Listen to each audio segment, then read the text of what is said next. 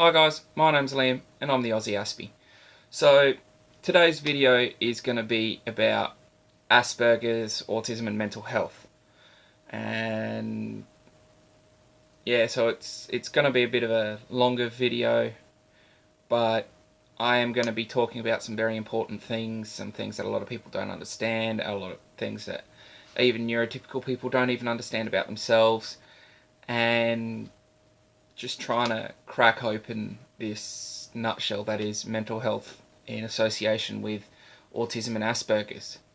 Um, I'd just like to also apologise that I haven't been uploading recently. I've had a couple of weeks at home where we've just had so much going on. We've been putting new floors in, and the house is in a bit of a mess at the moment, so I haven't been able to find sort of the time to sit down and shoot a short video whilst all the noise is going on. So today's the first chance. So yeah, Asperger's and mental health. I don't really know quite where I need to start with this because it is such a huge subject. It is something that most definitely goes hand in hand with Asperger's and autism. I know myself, I struggled and I still do have a lot of issues struggling with mental health, depression, anxiety, um, and especially a person on the spectrum, when they become more socially aware, anxiety gets even worse because once you start becoming more socially aware, you start understanding people, look at how you look at things, the way you talk, the way you act, the way you walk, how you sound, the way you look at people, and you become so aware of that, and you become very anxious about, oh my god, are they going to think I'm crazy? Do they think I'm weird? Do they not like me? Um, and so there is a lot of issues in association with that. And on top of that, being on the spectrum, we can't get our feelings out very well. We can't get our point of view across in an easy to understand way for most people. Even for other people on the spectrum, the way we talk about things to each other sometimes doesn't make sense to one another, let alone the poor neurotypical person that's trying to help us. I know for a long time I could not uh, sit and talk to people about my mental health issues. I'm very open about them now. I don't hide that I have had depression and anxiety in the past, that I have had suicidal tendencies when I was much younger through bullying, and that I did actually attempt suicide once. Um, and my school at the time sort of brushed it all under the rug, pretending it didn't happen, and were blaming my family and all of that, not looking at the kid that was bullying me on a daily basis because I was different, and the school didn't want to help me because I was different. Or should I say, not so much the school, but the principal at the time.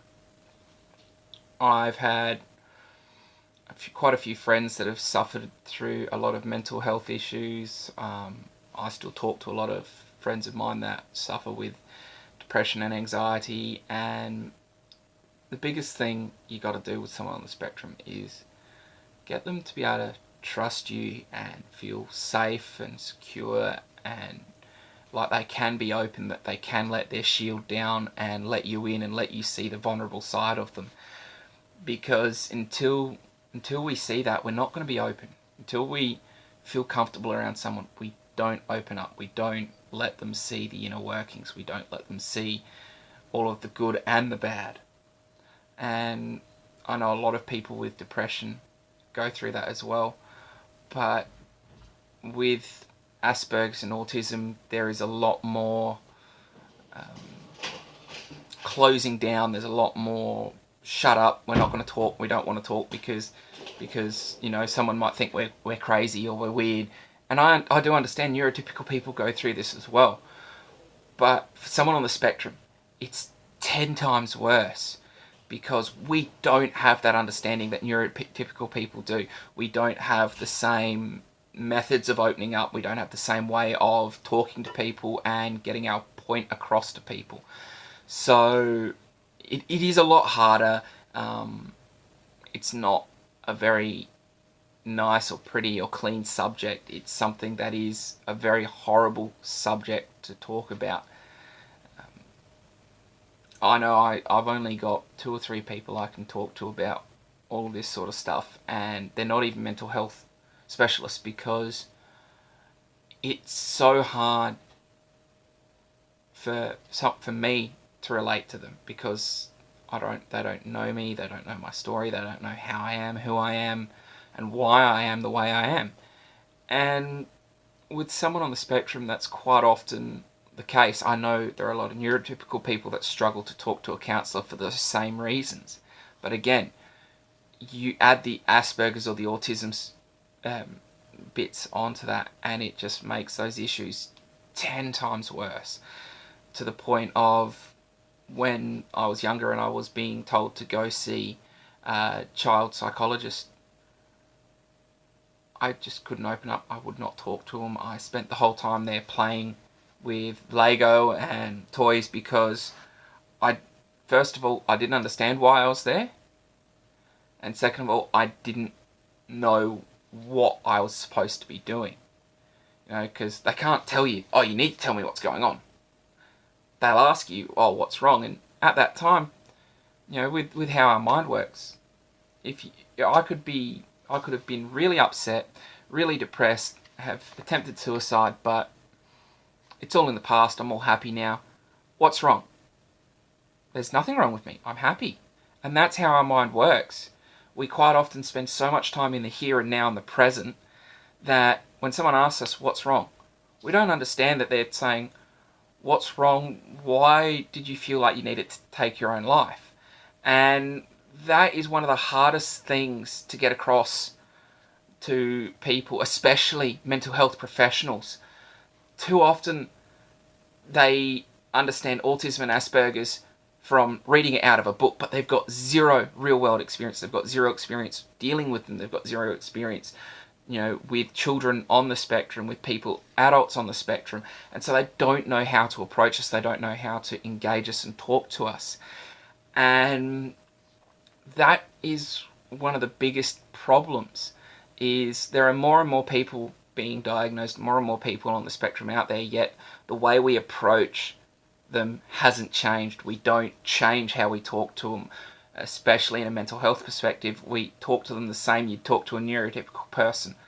And a neurotypical person that's just attempted suicide, a few weeks ago, and they've calmed down, and you talk to them and you ask them what's wrong.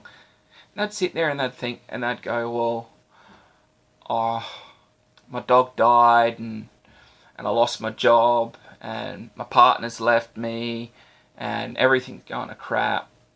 You ask that of an autistic or an Asperger's person, they're not going to answer that way. They're going to be going, oh, nothing's wrong. I'm feeling really good today. But the next day, they might be having a really crap day, and they're remembering all of that, and they're feeling really bad. You'd ask them that same question, and they'd tell you exactly what's wrong, because timing is one of the key things with us. If we are feeling good, there's nothing wrong. If we're feeling bad, the whole world's falling apart. And all too often, people don't understand that. They don't understand that we do think this way, that we have this methodology of, we compartmentalize everything in our minds. That on a bad day, all the bad stuff comes out, but on a good day, all the good stuff's put away. That is one of the reasons why treating someone on the spectrum for mental health issues is so hard and almost impossible to do. But yeah, so anyway, I hope you guys, this is just, I'm ending it here, but I hope you guys enjoyed the video and found it somewhat informative. If you'd like to know more, please feel free to contact me, and like, share and subscribe to see more content. See you around.